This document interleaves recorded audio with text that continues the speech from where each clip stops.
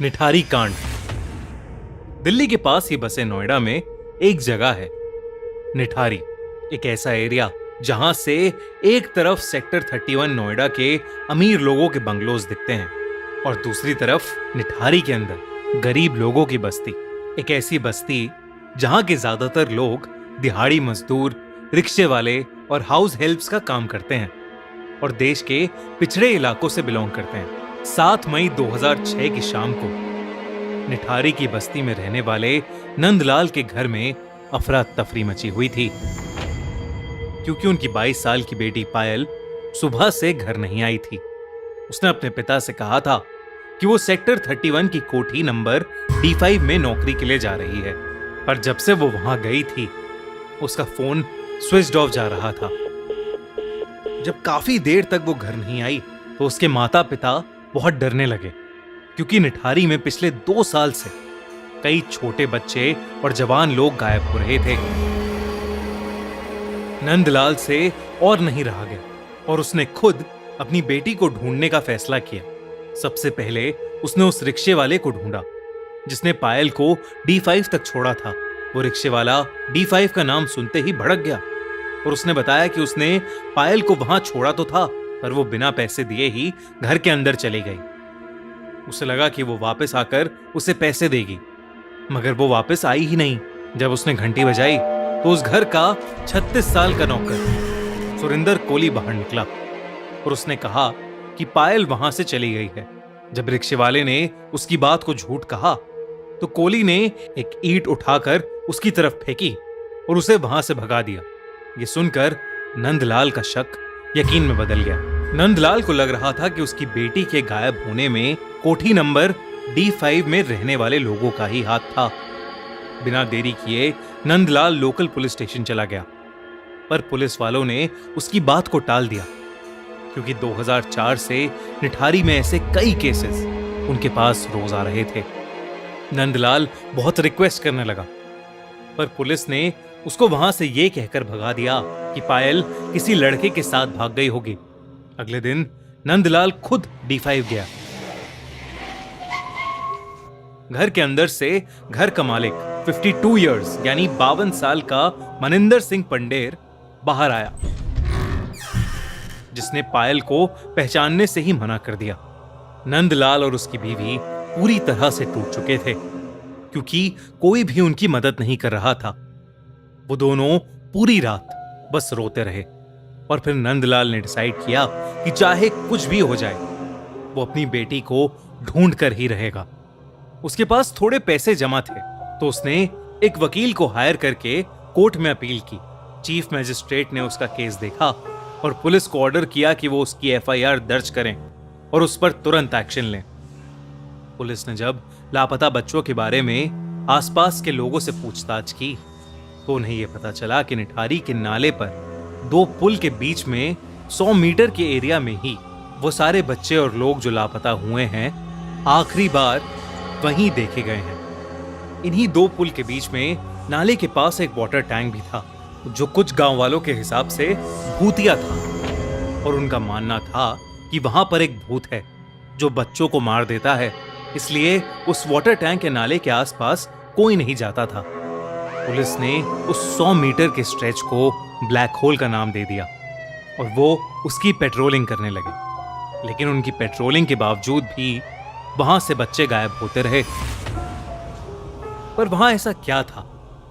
क्या सच में वहां कोई भूत था, या ये किसी गैंग या किसी सीरियल किलर का काम था?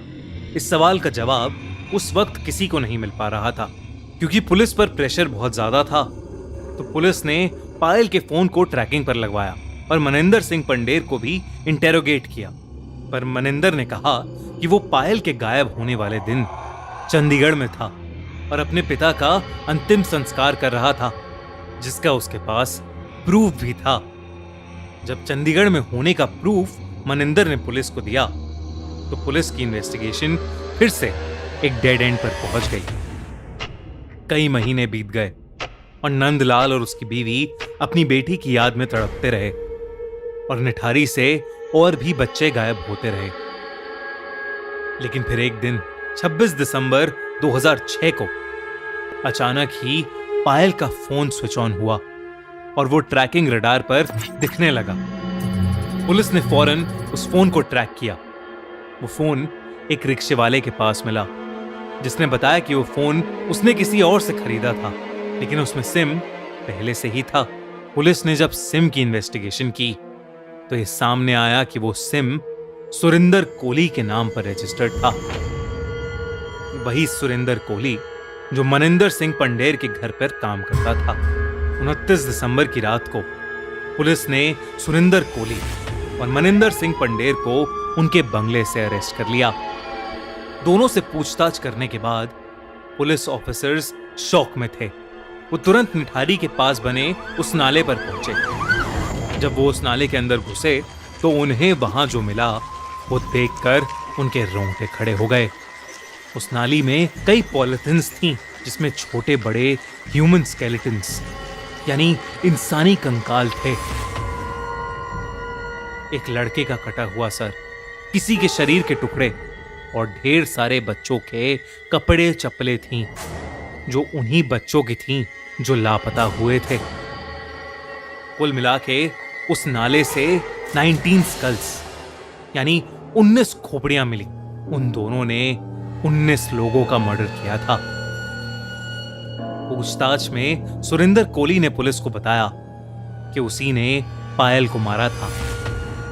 सुरिंदर ने पायल के ही दुपट्टे से उसका गला घोट दिया था और उसे मारने के बाद सुरिंदर ने लाश के कई टुकड़े किए और फिर वो उन्हें पकाकर खा गया।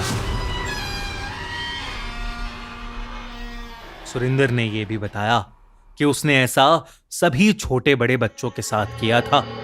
जब सुरिंदर पर ढेर सारे साइकोलॉजिकल टेस्ट हुए तो उसने ये भी कबूला कि उसके सपने में एक सफेद बालों वाली साड़ी पहनी हुई एक औरत आती थी, जो लोगों को मारने तक उसके साथ ही रहती थी।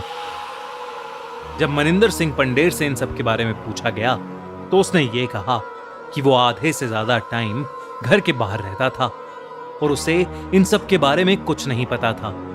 पर सुरिंदर का एक कहना था कि वो पंडेर के कहने पर ही बच्चों और लड़कियों को टॉफी और नौकरी का लालच देकर घर के अंदर लाता था, जिसके बाद पंडेर उनका फायदा उठाता था और सुरिंदर उनको मारकर उनकी डेड बॉडी को टुकड़ों में काटकर उन्हें पका के खाता था।